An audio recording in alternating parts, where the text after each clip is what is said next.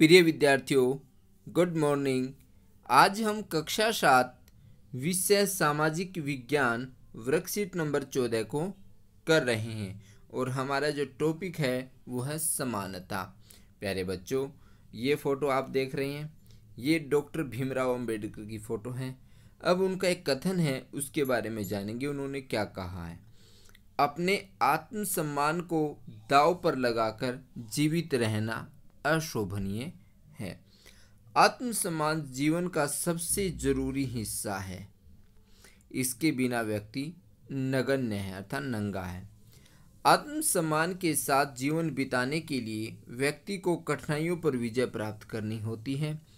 केवल कठिन और निरंतर संघर्ष से ही व्यक्ति बल, विश्वास और मान्यता को प्राप्त कर सकता है। ये डॉक्टर भीमराव अंबेडकर जी ने कहा है कि मनुष्य नाशवान है, हर व्यक्ति को किसी न किसी दिन मरना है, परंतु व्यक्ति को यह संकल्प लेना चाहिए कि वह अपने जीवन को बलिदान, आत्मसम्मान के उच्च आदर्शों को विकसित करने के लिए और अपने मानव जीवन को बेहतर बनाने में करेगा।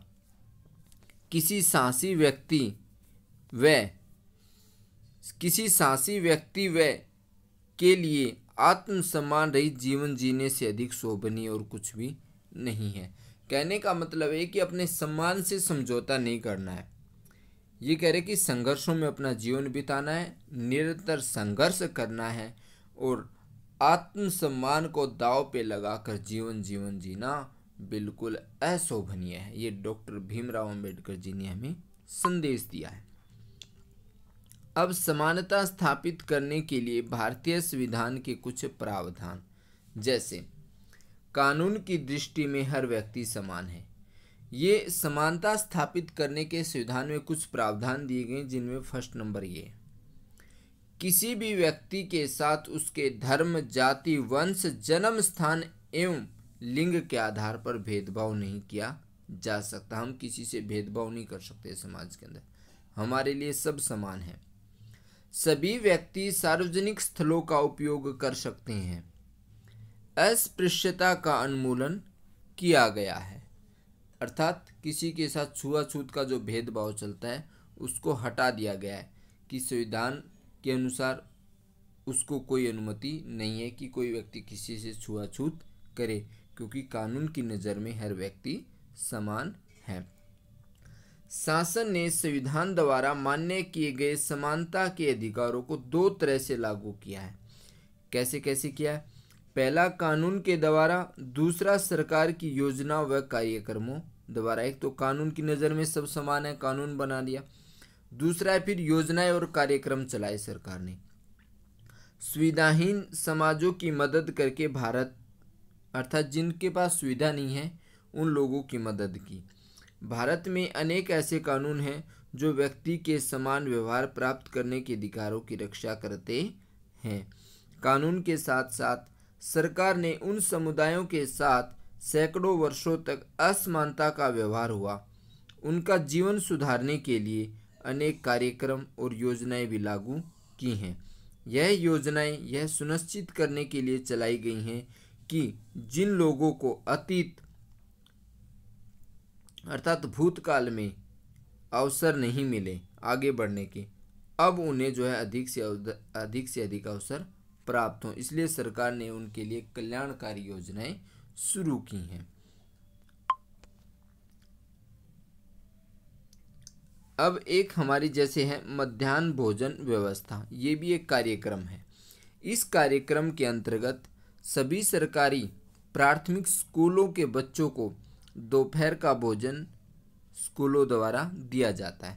यह योजना भारत में सबसे पहले तमिलनाडु राज्य में शुरू की गई और 2001 में जो हमारा उच्चतम न्यायालय है, सुप्रीम कोर्ट है, उसने सभी राज्यों को इसे अपने स्कूलों में 6 माह के अंदर प्रारंभ करने के निर्देश दिए और इस कार्यक्रम के बहुत अच्छे सकारात्मक प्रभाव हुए। जैसे दोपहर का भोजन मिलने के कारण गरीब बच्चों ने अधिक संख्या में स्कूलों में प्रवेश लेना और नियमित रूप से स्कूलों में जाना शुरू कर दिया। शिक्षक ये बताते हैं कि पहले बच्चे जब खाना खाने घर जाते थे आधी छुट्टी में, तब लौट करके वापस नहीं आते थे, किंतु जब से ये मध्याह्न भोजन व्यवस्था स्कूलों में शुरू की गई है, तब से उनकी उपस्थिति अर्थात जो अटेंडेंस में सुधार आया है। और इस कार्यक्रम से जो जातिगत पूर्वाग्रहों को भी कम करने में सहायता मिली है। अर्थात जो जातिगत पूर्वाग्रह चलते हैं कि ये इस जाति का है, ये इस जाति का है, वो उसके साथ नहीं बैठेगा, ये वो नहीं रहेगा, तो इससे ये भी कम हुए, क्योंकि स्कूल के अंदर सब समाज के बच्चे आते हैं, वो एक साथ बैठ करके खाना खाते हैं, तो जातिगत पूर्वाग्रह जो समाज में चल रहे थे उनको भी कम करने में सहायता इस कार्यक्रम से मिली है। यद्यपि लोग यह जानते हैं आगे कि भेदभाव का व्यवहार कानून के विरुद्ध है, लोग इस चीज़ को जानते हैं कि हमें भेदभाव नहीं करना चाहिए, फिर भी वे जाति के आधार पर, धर्म के आधार पर, दिव्यांगता, आर्थिक स्थिति और लिंग के आधार पर लोगों से क्या करते हैं, असमानता का व्यवहार करते हैं। वर्तमान दृष्टिकोण को बदलना तभी संभव है। कह रहे इस बात को हम तभी बदल सकते हैं जब लोग ये विश्वास करने लगें कि कोई भी कमतर नहीं है, मतलब कोई भी कमज़ोर नहीं है, भाई सब अच्छे हैं, सब समान हैं।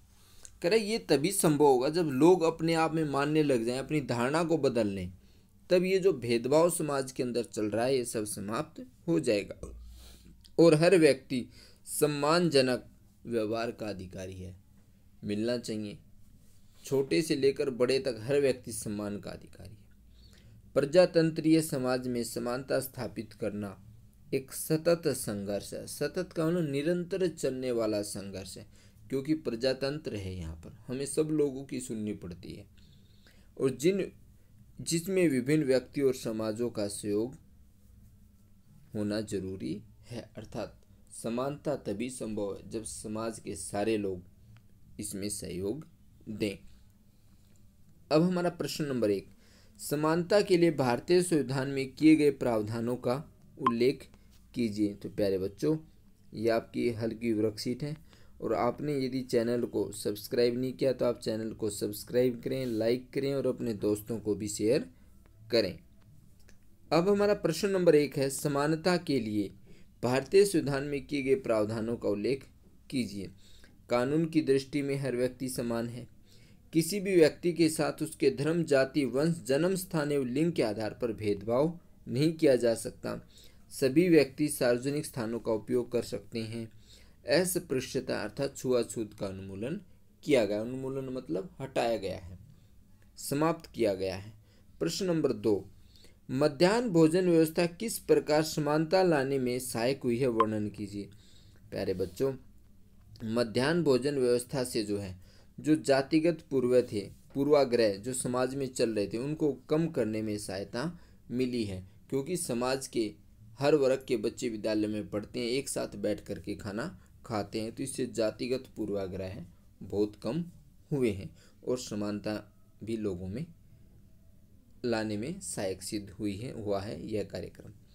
प्रश्न नंबर 3, समाज में समानता स्थापित करने के कुछ उपाय बताइए। प्यारे बच्चों, समाज में समानता स्थापित करने के लिए अस्पृश्यता का अर्थात छुआछूत का उन्मूलन किया गया है। कानून की नज़र में हर व्यक्ति समान है। किसी भी व्यक्ति के साथ उसके धर्म, जाति, वंश, लिंग, जन्म स्थान के आधार पर भेदभाव नहीं किया जा सकता। ये सब प्रावधान सरकार ने कानून में किए हैं। तो प्यारे बच्चों, आशा करता हूँ आप इसको समझ गए होंगे। धन्यवाद।